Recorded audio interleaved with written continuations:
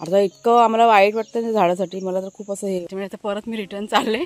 झालं ना तर 2-3 काम. जिथं आई ना तिथे मागं मागं आई. मुख्य काय तर मुलांना सवय व्हायला पाहिजे की आता हे वय असतं की मुलांना आपण मार फोनवरनं बघा सगळे आपण फोन पे आहे, गुगल पे आहे, गोष्टी पण कधी कधी अशा धोकादायक असतात.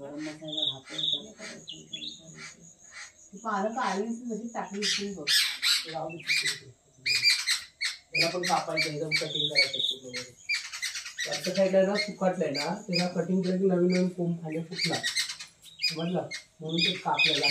पुन्हा उठा वाजले होती, थंडी वाजते खूप. चिकाळ आहे बघा. या ग या खायला या.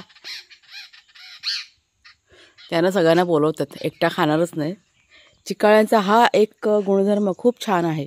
तुम्हाला मी दाखवते आता गुलाब जे आपल्या बागेमध्ये फुललेले आहेत बघा, किती सुंदर असे गुलाब फुललेले आहेत.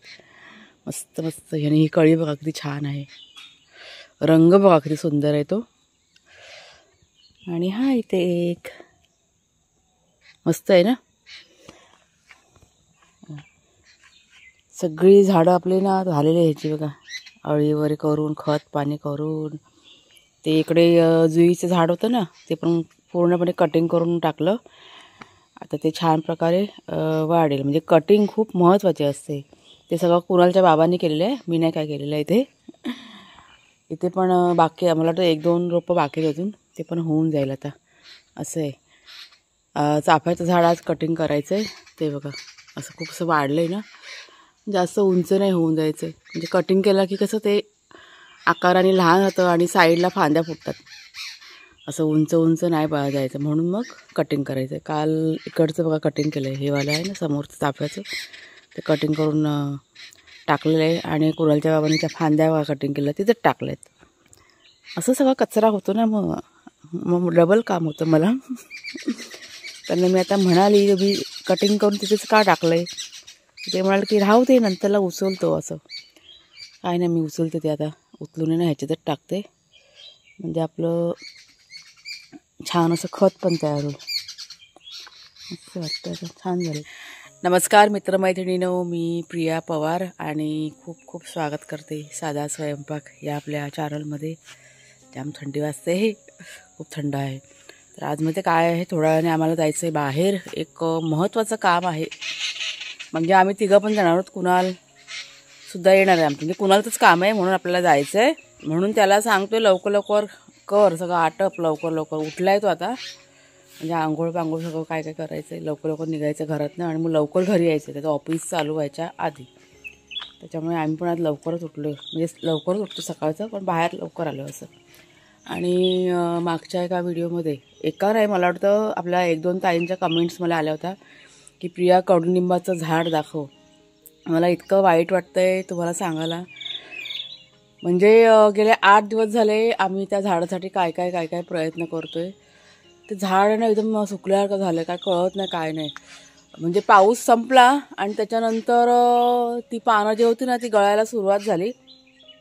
तर मला असं वाटलं की आता थंडी वगैरे चालू बघा झालेली आहे ना, तर पानं वगैरे गळतात ना थंडीतनं, असं आम्हाला वाटलं.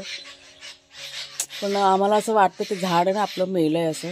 मी इतकं मला वाईट वाटतं ना झाडाकडे बघून बघून, खूप वाईट वाटतं. तुम्हाला दाखवते मी ते झाड दाखव. हे बघा, हे असं ना झाड आहे ना बघा, पानं बघा एक पण पान नाही. त्याच्यामुळे आम्हाला असं वाटलं की आता थंडी चालू झाली आहे म्हणून आपलं पानं गळतात की काय.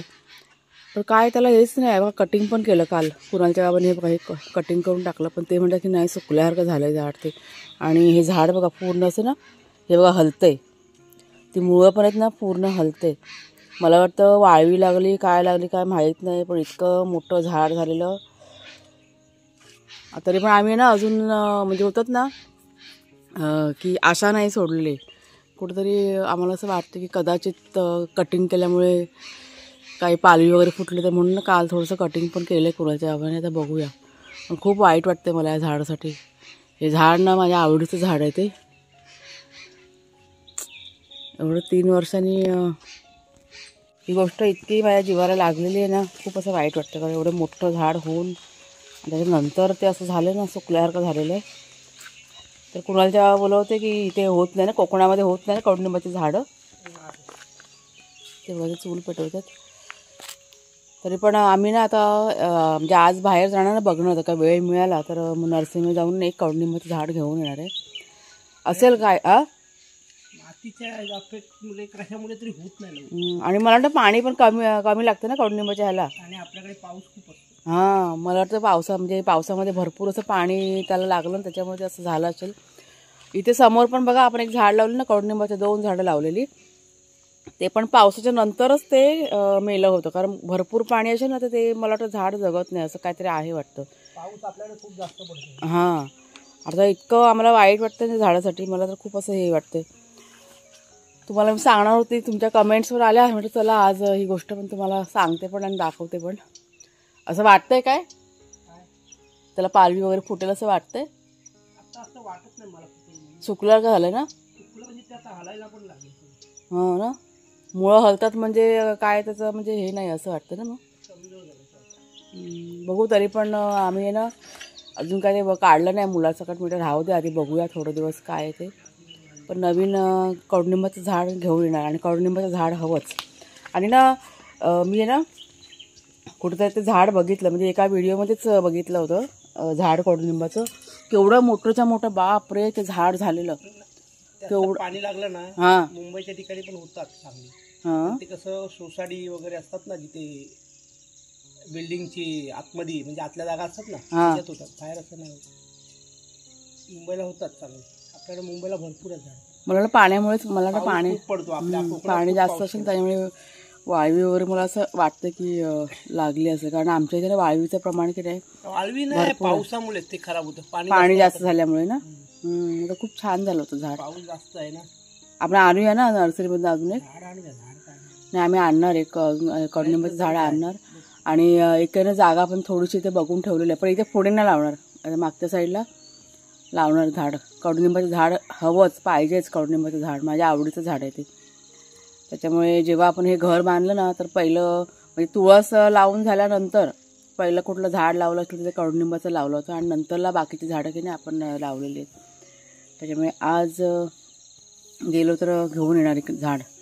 तर चला आता पटापट सगळं आवरायचं, घरातलं निघायचं आहे आपल्याला. 9-9:30पर्यंत निघायचं आहे. भाग्याशिरू आपले खेळायला गेले, अजून काय आलेले नाही, येतील. आज नाश्ता वगैरे काय करणार नाही आहे, कारण नाश्ता वगैरे बसली तर खूप उशीर होईल.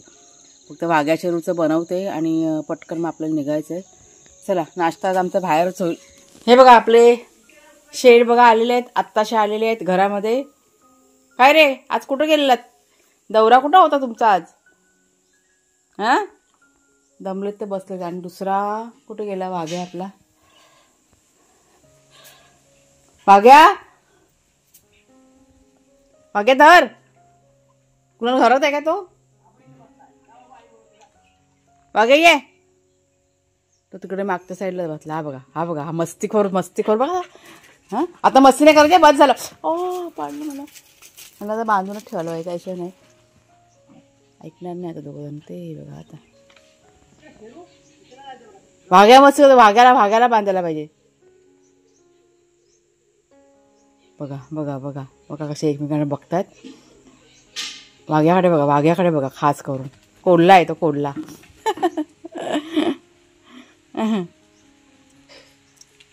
असं त्यांना उधळायला पाहिजे, असं धावायला पाहिजे ना. ये, बस झालं दमाल. या, बसला जाऊन त्या जागेवर. ती जागा ना फिक्स आहे भाग्याची बसायची. कोल्होबा.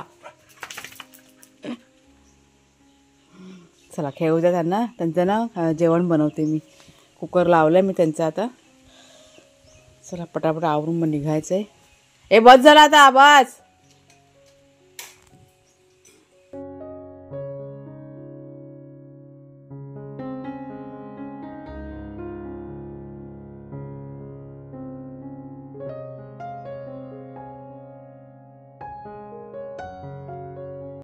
घेतलं ना सगळं. आणि चला फायनली आम्ही निघालेले आहोत. वाघ्या शेरू यांना खायला प्यायला दिलेलं आहे. चला शेरू मागे हो. शेरूला मोकळं ठेवलं आणि वाघ्याला बांधून ठेवलंय, कारण शेरू आपल्या घराची राखण, म्हणजे कोणाला आतमध्ये येऊन देत नाही जास्त करून. माकडांची वगैरे भीती असते ना त्याच्यामुळे. हे बघा आमचं शेरू मागे लागतोय, पुन्हा घरी बघा जातोय. हा शेरू ना मागणं आलेलं आहे. जाम लबाड झालाय तो. माहिती काय करतो आता, शेरू ना येऊन गाडीमध्ये बसतो ना रोज, त्याच्यामुळे त्याला आता गाडीची भीती वाटत नाही. भाग्या आपला घाबरतो गाडीला. आता काय करते, जाते घरी आणि त्याला बांधून ठेवते, त्याच्याशिवाय पर्याय नाही आपल्याकडे. जाम लबाड झाले दोघं जण. शपथ मला असं वाटलेलंच की हा मागणं येणार, कारण तो आड्याजवळ ना उभा होता, त्याच्यामुळे लक्ष टाकलं आम्ही. म्हणजे नेहमी आम्ही कधी पण असं बाहेर पडतो ना, आम्ही आधी मागे लक्ष टाकतो की येत आहेत का. तर हा दिसला, त्याच्यामुळे आता परत मी रिटर्न चालले, त्याला बांधते आता. चला थोडंसं जरा उशीर होतं ना, त्याच्यामुळे जरा घाई गडबड झाली. हा बघा आता हा आलाय ना म्हणून तो पण ओरडतोय, चला घरी, चला घरात.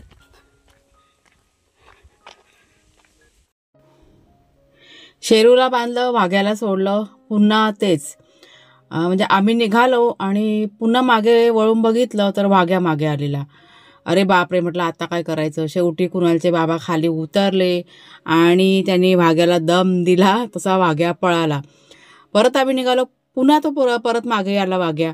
शेवटी मग ते खाली उतरले, त्याला घरी नेलं आणि म्हणजे बांधून तर ठेवू शकत नव्हतो, कारण माकडं आली तर पूर्ण सगळं सत्यानाश करून टाकणार. त्याच्यामुळे एकाला सोडणं गरजेचं असतं. मग त्यांनी दम दिला भाग्याला, तेव्हा मग भाग्याने शांतपणे बसला आणि मग आम्ही निघालो जायला. तरळ्यात पोचलो. अर्धा एक तासाचं आपलं काम होतं तरळ्यामध्ये.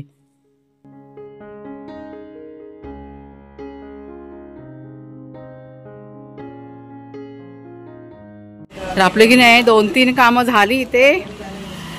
आता एक शेवटचं काम चालू आहे, बाकी आहे ते आता जाऊया करूया. झालं ना.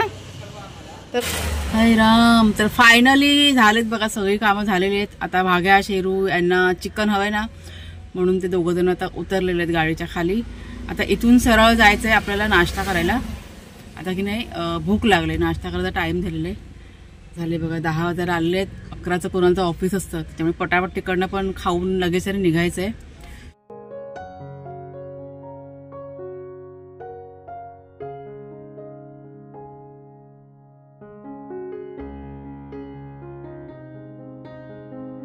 चला मंगू चिकन घेतलाय तो. हे बघा घरी आल्यानंतर आमच्याकडे बघा हे असं नाटक असतं. आता भाग्या आपल्या गाडीला घाबरतोय म्हणून तिकडे बघा काय बोंबाबोंब चालले शेरूची. ते बघा हा काय काय आली ना आई. हा भांडतोय. हा चला. ए पाखरू बघा, हे पाखरू बघा कसं येऊन गाडीत बसलंय. हा इथे पुढच्या सीटवर होता, तिथून उठला आणि मागे जाऊन बसला. शेरू चला बाहेर, चला आपल्याला काम आहे, चला बाहेर जाऊया, चल बाबा बोलवतो, चला आपलं काम झालं इकडचं, चला. शान पोर आहे ग माझं, शान पोर. जिथं आई ना तिथे माग आईच्या हलणारच नाही. आता मी उतरली ना का लगेच बघा बाहेरला. 1 मिनिट मी खाली उतरते. थांबा 1 मिनिट. कुठे येते जाऊन बसलाय बा कुठं तो बघ आला ना लबाड. तो बाबा बोलतो, जा बाबाकडे जा.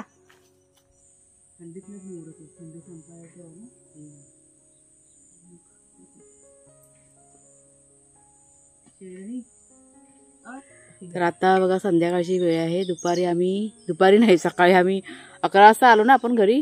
11 पर्यंत आम्ही घरी आलो आणि त्याच्यानंतर मग घरातली कामं, जेवण हे ते बघा नेहमीचं असेल ते रुटीन, ते सगळं करून झाल्यानंतर आता जरा इथे बाहेर एक राऊंड मारला आणि जरा आता बसलो इथे निवांत. तर एक गोष्ट तुमच्याशी शेअर करायची, म्हणजे कशासाठी आम्ही गेलो होतो ते पण तुम्हाला सांगते मी. म्हणजे कुणालचंच होतं काम.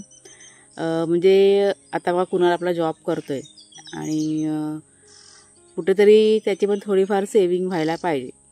मुख्य काय तर मुलांना सवय व्हायला पाहिजे, याच्यासाठी आम्ही ना आज त्याला पोस्ट ऑफिसमध्ये घेऊन गेलो होतो. आणि पोस्ट ऑफिसमध्ये बघा छान अशा स्कीम असतात सेविंगच्या, तर त्यातली एक स्कीम की नाही त्याला आम्ही चालू करून दिलेले. झालं आहे, त्याचं सगळं काम झालेलं आहे. म्हणजे खूप दिवस झालं माझ्या मनामध्ये होतं आणि तसं मी कुणालच्या बाबांना बोलले की असं म्हटलं आहे.